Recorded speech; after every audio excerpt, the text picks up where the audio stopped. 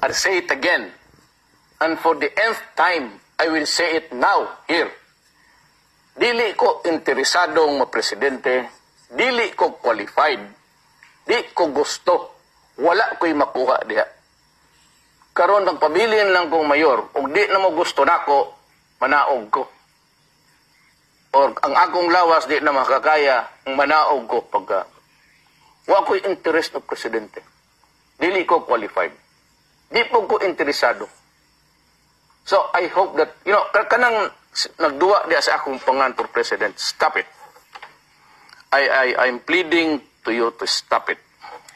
Aside sa mga nanggawas ng mga grupo nga nanawagan sa imong pagdagan, aduna ba'y nagduol sa imong mga influential people for you or convincing you nga mudagan, labi na ng mga politiko? Wala. Hindi mo po kung entertain og istorya. Inong kuman. Man naman ko. I just treat it nonchalant. Dre, hindi bagay sa atin yan.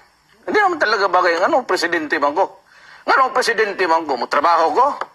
Kung pagkuman, ipapriso ko ninyo?